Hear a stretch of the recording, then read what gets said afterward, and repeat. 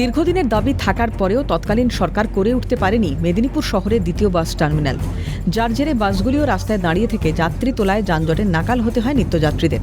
অবশেষে অপেক্ষার অবসান।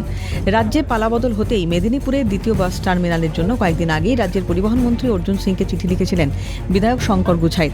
আর তারপরে রবিবার দ্বিতীয় বাস টার্মিনালের জন্য পরিবহন দপ্তরের আধিকারিকদের সঙ্গে নিয়ে জমি পরিদর্শন করেন।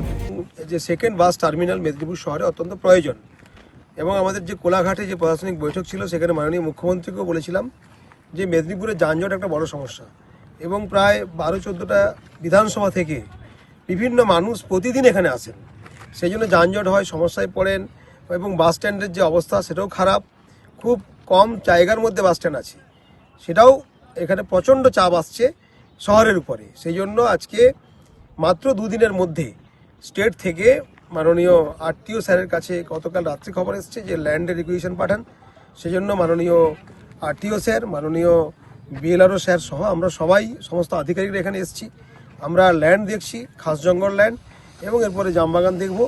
ল্যান্ড রিকুইজিশন আমরা পাঠাবো এবং নতুন সরকার যে দ্রুত পদক্ষেপ নিচ্ছে এটা তার প্রকৃষ্ট উদাহরণ। বিধায়কের কথায় বিভিন্ন জায়গা থেকে প্রচুর মানুষ যাতায়াত করেন, সেই জন্য আরও একটি বাস টার্মিনাল প্রয়োজন ছিল। আগামী দিনে শীঘ্রই বাস টার্মিনাল তৈরি হবে বলে আশ্বাস বিজেপি বিধায়কের।